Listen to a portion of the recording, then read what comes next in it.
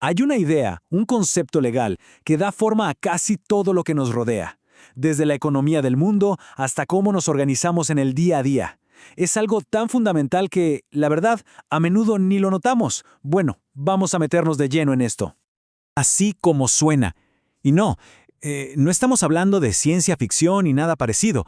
Es la realidad de nuestro sistema legal y económico. Y estas personas están literalmente por todas partes. Pensemos en nuestro día a día. Interactuamos con ellas todo el tiempo. Las empresas para las que trabajamos, las fundaciones a las que quizás donamos, incluso las municipalidades donde vivimos. Para la ley, cada una de estas es una persona, una entidad totalmente aparte de la gente de carne y hueso que la conforma. Y esta es la gran pregunta, el nudo de la cuestión que ha tenido a los juristas pensando por siglos. ¿Es una especie de truco de magia? ¿Una simple conveniencia? ¿O hay algo más profundo detrás de todo esto? Bueno, en los próximos minutos vamos a intentar desentrañar este misterio. Veremos de dónde salieron estas entidades, las batallas de ideas que hubo sobre su naturaleza y cómo la forma en que las entendemos hoy nos permite, de hecho, buscar justicia. Primero lo primero, entendamos la escala de este fenómeno, porque no es un concepto legal oscuro para especialistas. Es de hecho el pilar sobre el que se construye nuestra sociedad moderna.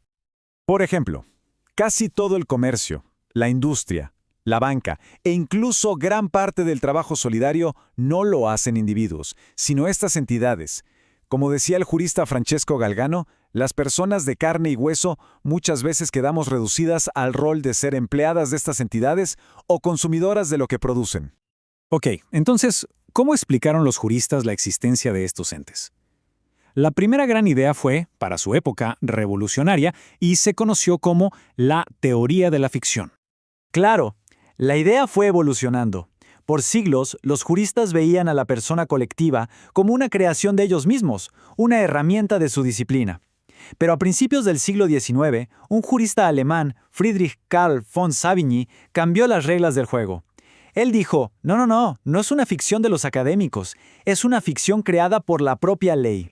Ojo, la palabra clave aquí es finge. Para Savigny, una empresa no es una persona. La ley simplemente actúa como si lo fuera. Es una herramienta, un truco muy útil para simplificar las cosas, creando lo que él llamaba hombres artificiales. Esta cita lo resume perfectamente. La personalidad de una empresa no era algo que existiera en la naturaleza, sino un producto puro de la voluntad de quien crea la ley. Y esta idea, la verdad, dominó el pensamiento jurídico por décadas. Pero claro, esto de que todo era una ficción no dejó a todos contentos. En la segunda mitad del siglo XIX surgió una teoría opuesta, mucho más dramática y poderosa. El choque de ideas fue total. En contra de la idea de una marioneta artificial, otro jurista alemán, Otto von Guericke, dijo que Savigny estaba completamente equivocado. Para él, las corporaciones, las asociaciones, incluso el Estado, no eran ficciones. Eran organismos sociales reales, unidades sociales vivientes, con voluntad e intereses propios, que existían incluso antes de que la ley dijera nada. La ley no los creaba, simplemente reconocía su existencia. Y ojo que esta teoría no era un simple debate académico, tenía consecuencias prácticas enormes. Hacía que la lealtad al Estado pareciera algo natural y algo crucial para el capitalismo que estaban haciendo. Creaba la idea de que una empresa tenía sus propios intereses, separados de los de sus dueños. Esto justificaba de forma natural que si la empresa quebraba, los accionistas no fueran responsables de sus deudas. Al fin y al cabo, eran las deudas de otra persona. Este debate entre ficción y realidad dominó el pensamiento por casi un siglo. Pero en el siglo XX, un grupo de pensadores como Kelsen, Hart y Ascarelli lo cambiaron todo al hacer una pregunta diferente. Estos pensadores soltaron una idea revolucionaria. ¿Y si el problema no es decidir si una corporación es una ficción o una realidad? ¿Y si la pregunta misma estaba mal planteada desde el principio? Y aquí vino la revolución. La persona jurídica no es una entidad ni real ni ficticia. Es simplemente un término, una etiqueta que usamos para hablar de un paquete de normas especiales.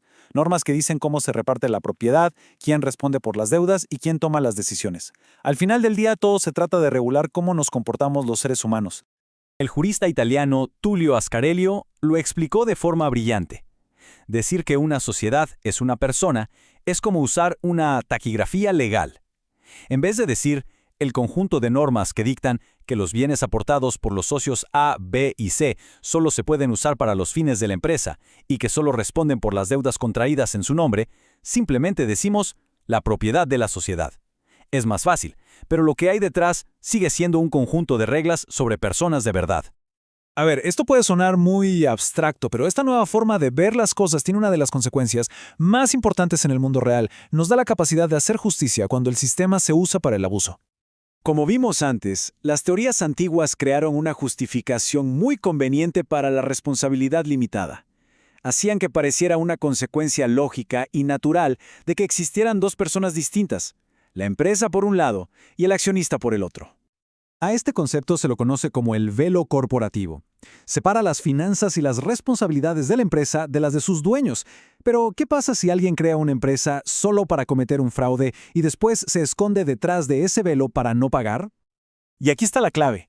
Si la persona jurídica es solo un conjunto de reglas, una herramienta, entonces los jueces no están obligados a aplicarla ciegamente. Si ven que esa herramienta se está usando para cometer una injusticia, pueden dejarla de lado. Pueden levantar el velo y hacer responsables directamente a los seres humanos que están detrás. Así que fíjense cómo pasamos de una batalla casi filosófica sobre la naturaleza de la realidad a una herramienta súper práctica para la justicia. Entonces, el punto crucial es este. Al abandonar la idea de que las corporaciones son personas reales, le devolvemos el poder a la ley para aplicar el sentido común y la buena fe. Ya no se trata de una lógica inevitable de dos sujetos separados, sino de si es justo o no aplicar un conjunto de reglas especiales en una situación concreta. Y esto nos deja con una pregunta final para reflexionar. Si estas entidades que dominan nuestra economía no son organismos vivos con voluntad propia, sino construcciones humanas, herramientas de lenguaje legal, la responsabilidad de sus acciones, tanto las buenas como las malas, recae, en última instancia, en nosotros. Una idea para darle un par de vueltas.